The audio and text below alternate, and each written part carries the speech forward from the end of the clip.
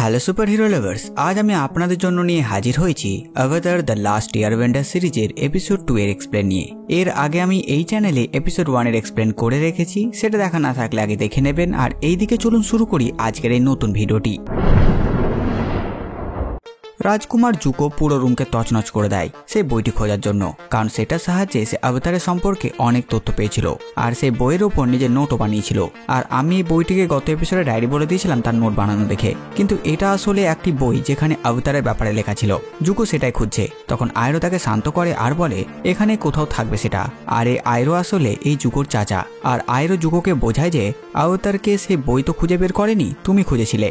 জুকো অনেক রেগে যায়, অবতার একজন যোদ্ধা হয়েও ভয় পালিয়েছে, সে তো একজন কাপুরুষ। তখন আয়রো বলে সেটা তো এখন বলা সম্ভব নয়, কিন্তু তারা অবতারকে যেমন ভেবেছিল এই অবতার কিন্তু তেমন ছিল না। কিন্তু তারা এবার তাকে খুঁজে বের করবেই, সে লুকিয়ে থাকুক যেখানেই।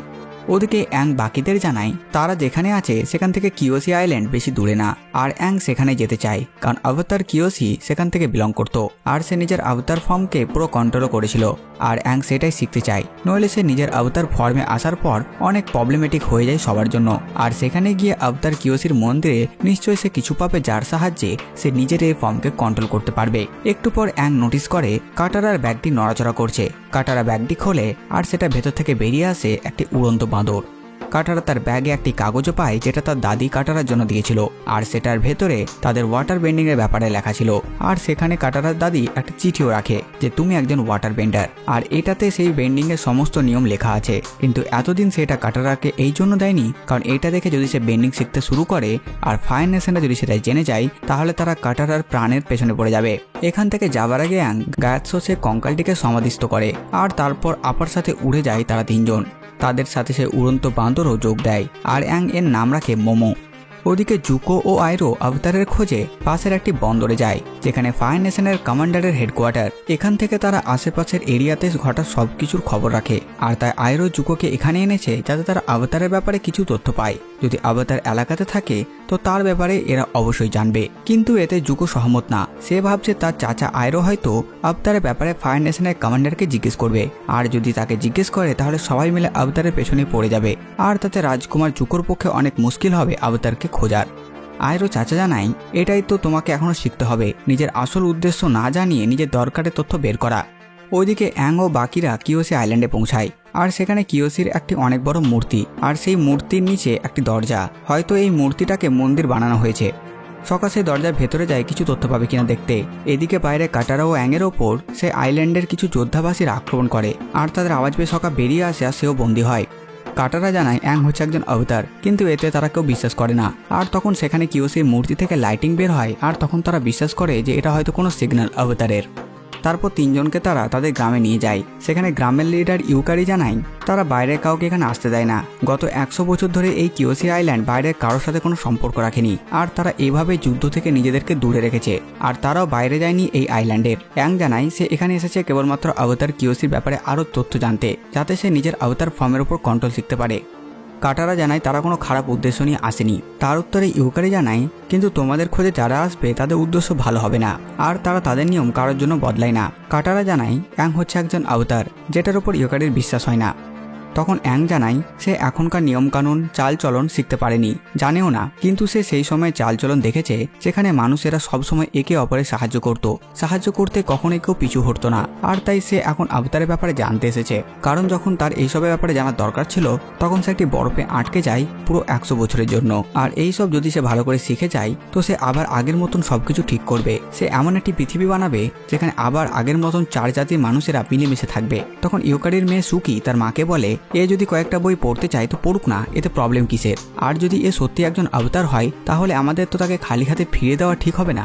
শেষ অবধি ইউকারি তাদের পারমিশন দেয় আগামী 48 ঘন্টার জন্য এখানে তারা থাকতে পারবে অতিথি হয়ে। তারা সেখান থেকে সুকির সাথে যায়, আর সকা সুকিকে জানায় সেও তাদের গ্রামের যোদ্ধা, আর সে তাদের গ্রামকে সুকির মতনই প্রোটেক্ট করে। আর তারা দুইজন একই, তারা দুইজনই হচ্ছে যোদ্ধা। তাদের কথাবার্তা শুনেই অ্যাং ও কাটারা বুঝে যায় সকে ইমপ্রেস করার চেষ্টায় আছে সুকিকে। ওদিকে ফায়ার নেশনের বন্দরে জুকো একজনের কাছে ডাইরেক্ট এসে হুকুম দিতে শুরু করে যে সে এরিয়ার সমস্ত মানচিত্র চায়, কিন্তু সেখানে সেই ব্যক্তি জুকোকে চিনতে পারে না। সেই সময় একটি রুমের ভেতর থেকে কমান্ডার বেরিয়ে আসে আর সে জুকোকে চেনে। আর বলে, রাজকুমার জুকো, আপনি এখানে কি করছেন? তখন আয়রো কথা ঘুরিয়ে দেয় আর বলে, তারা এই এলাকার পুরো মানচিত্র চাইছে, যাতে তারা এখানে শার্কদের ধরতে পারে সমুদ্রে, কারণ শার্ক নাকি খেতে খুব সুস্বাদু হয়। কমান্ডার যাও আগামীকাল সকাল পর্যন্ত সময় চাই, আর ততক্ষণের মধ্যে সে মানচিত্র ব্যবস্থা করে দেবে। এদিকে কিওসি আইল্যান্ডে কাটারা নিজের বেন্ডিংয়ের প্র্যাকটিস করে নদীতে। এরপর তাদের খাবারের ব্যবস্থা করা হয়, আর অ্যাং, কাটারা ও সকা খাওয়া দাওয়া করে। তারপর অ্যাং সেখানে বাচ্চাদের সাথে খেলতে শুরু করে, কারণ সেও তো একজন বাচ্চা। অপরদিকে কমান্ডার যাওকে তার এক সাথী এসে জানায় জুকো আবতারকে খুঁজে পেয়েছিল জল জাতির একটি গ্রামে, কিন্তু জাহাজ থেকে আবতার পালিয়ে যায়, আর তার খোঁজে তারা এখানে এসেছে এমনটা সে জুকোর জাহাজের এক গার্ডের কাছ থেকে শুনতে পেয়েছে। কমান্ডার বুঝে যায় জুকো এলাকার ম্যাপ চেয়েছিল, মানে আবতার আশেপাশেই আছে, আর তাই সে এলাকার খবর আনতে বলে গত কিছুদিনের মধ্যে কিছু অদ্ভুত কিছু হয়েছে কিনা কোনো এলাকাতে। ওদিকে কিওসি আইল্যান্ডে সকা নিজের বুমার্যাংয়ের ট্রেনিং করে, আর তখন সেখানে সুকি আসে, তারা দুজন মিলে একটু ট্রেনিং করে। এদিকে অ্যাং ও কাটারা বিভিন্ন বই দেখতে থাকে, যদি কিছু তথ্য পায় তারা অ্যাংয়ের এই আবতার ফর্মকে কন্ট্রোল করার ব্যাপারে। অ্যাং জানায় সে কখনো লড়াই করতো না, কারণ সে কাউকে ব্যথা দিতে চায় না। তার সাথী বন্ধুরা তাকে অনেক ভাগ্যবান মনে করতো যে তাকে কখনো ট্রেনিং করতে হতো না, কিন্তু আসলে তাকে ট্রেনিং করতে হতো। হ্যাঁ, তাকে বাকিদের মতন নিজের শক্তিকে বাড়ানোর জন্য ট্রেনিং নিতে হয়নি কখনো, কিন্তু নিজের শক্তিকে ঠিকভাবে ব্যবহার করার ট্রেনিং তাকে নিতে হতো, নিজের শক্তিকে সাবধানে ব্যবহার করার ট্রেনিং তাকে নিতে হতো। কাটার একটি বই থেকে কিছু তথ্য নিয়ে অ্যাংকে দেখায় আর বলে, তুমি টেনশন নিও না, তোমার আগের সমস্ত অবতার যারা ছিল তারা সবাই তোমার আগের রূপ, আর তাই তোমার মধ্যে আগের সব অবতারের শক্তি ও জ্ঞান আছে, আর সবাই তোমার মধ্যে আছে, তোমাকে শুধু তাদের সাথে কন্ট্যাক্ট করা শিখতে হবে। এদিকে বন্দরে জুকো খেয়াল করে সমুদ্র থেকে কমান্ডার যাওয়ার জাহাজ অদৃশ্য, নিশ্চয় সে কোথাও গেছে। তখন তারা জানতে পারে কিওসি আইল্যান্ডের কাছে একটি উড়ন্ত মোষ দেখা গেছিল, আর যাও সেটার খোঁজেই সেখানে গেছে। জুকো বুঝে যায় যাও অবতারের ব্যাপারে জেনে গেছে, আর তাই তাদের তাড়াতাড়ি কিওসি আইল্যান্ড পৌঁছাতে হবে। এদিকে কিওসি আইল্যান্ডে সকা দেখে সুকি কয়েকজনকে ট্রেনিং দিচ্ছে, কারণ তাদের কাছে বেন্ডিং এর পাওয়ার নেই, আর তাই তাদের একজন বেন্ডারের থেকে বেশি কষ্ট করতে হয় নিজের প্রশিক্ষণের জন্য, আর নিজেদের এই আইল্যান্ডকে বাঁচানোর জন্য তো তাদের শিখতেই হবে, আর তাই তারা এভাবেই শিক্ষা গ্রহণ করে যায়। সকাকে দেখে সুকি বাকিদের বাইরে পাঠায়, আর সকাকে ট্রেনিং দিতে শুরু করে, আর এখানে তারা একে অপরের প্রতি একটু অ্যাট্রাক্ট হয়ে যায়। ওদিকে কিওসির মূর্তির বাইরে অ্যাং ধ্যান করে, আর তার অবচেতন অবতার কিওসির কাছে চলে যায়, আর সে তার সাথে কথা বলে। এখানে কিওসি জানায় তাকে অনেক কিছু জানতে হবে, শিখতে হবে, সমস্ত বেন্ডিং তাকে শিখতে হবে, আর নিজের অবতার ফর্মকে কন্ট্রোল করাও তাকে শিখতে হবে। এদিকে ফায়ার নেশনের একটি জাহাজ তীরে এসে যায়, আর তারা এগিয়ে যায় গ্রামের দিকে। পাহাড়ের ওপর থেকে কাটারা সেটা দেখে, আর সে অ্যাংকে জাগানোর চেষ্টা করে, কিন্তু অ্যাং গভীর ধ্যানে আছে, আর তাই সে কাটারা কোনো কথাই শুনতে পায় না। কমান্ডার যাওয়ের জাহাজের একটু পরেই রাজকুমার জুকো সেখানে এসে উপস্থিত হয় নিজের জাহাজের সাথে, কিন্তু আয়রো গ্রামের দিকে না গিয়ে সবাইকে কিওসি মূর্তির দিকে যেতে বলে, কারণ একটি অবতারের কাছেই দ্বিতীয় অবতার থাকবে। এদিকে কমান্ডারও তার সৈনিক গ্রামে প্রবেশ করে, তাদের সামনে ইয়োকারি। কমান্ডার জানায় তারা শুনেছে বাইরে থেকে কেউ এখানে এসেছে, আর তাই তারা এই গ্রামটিকে সার্চ করতে চায়। ইয়োকারি জানায় এই গ্রামে বাইরে কাউকে আসতে দেওয়া হয় না, সেটা আপনিও জানেন, কিন্তু তবুও যদি আপনারা সার্চ করতে চান তো করতে পারেন। অর্ধেক সৈনিকরা চারদিকে চলে যায়, আর বাকি সৈনিকদের ওপর ইয়োকারি, সুকি ও বাকি যোদ্ধারা আক্রমণ করে দেয়। এদিকে জুকো কাটারাকে দেখে নেয়, আর তাড়াতাড়ি দৌড়ে যায় পাহাড়ের দিকে। কাটারা অ্যাংকে জাগানোর চেষ্টা করে, কিন্তু অ্যাং জ্ঞানে নেই। এদিকে অ্যাংকে অবতার কিওসি জানায় প্রতিটি অবতার হচ্ছে আলাদা আলাদা, সবাই এক হয় না, আর সমস্ত অবতার নিজেদের সময়ের সাথে বদলায়, সময় যেমন অবতারকে তেমন হতে হয়। অ্যাং ভয় পায় যদি সে কাউকে আঘাত করে তাহলে সে ব্যথা পাবে। তখন কিওসি তাকে জানায় নিজের কর্তব্য থেকে পালিয়ে গিয়ে তুমি আগে থেকে অনেককে আঘাত দিয়েছো, আর আবার যদি তুমি নিজের কর্তব্য থেকে দূরে থাকো আরো মানুষ মরবে, আর যদি তুমি কিছু না করো তাহলে বেন্ডার প্রজাতি পুরোপুরি লুপ্ত হয়ে যাবে। যেমন তোমাদের এয়ার নোম্যাড প্রজাতি শেষ হয়ে গেছিল, তেমন বাকিরাও লুপ্ত হয়ে যাবে। অবতার হচ্ছে একজন যোদ্ধা, আর তাকে যোদ্ধার মতনই হওয়া উচিত। এদিকে ফায়ার নেশনরা গ্রামে আক্রমণ করে দেয়। সুকি ও বাকিদের সাহায্য সকা করে যতটুকু সে পারে। ওদিকে কাটারা জুকোকে আটকায় যাতে জুকো অ্যাংয়ের কাছে পৌঁছাতে না পারে, কিন্তু জুকোর আগে কাটারা টিকতে পারে না।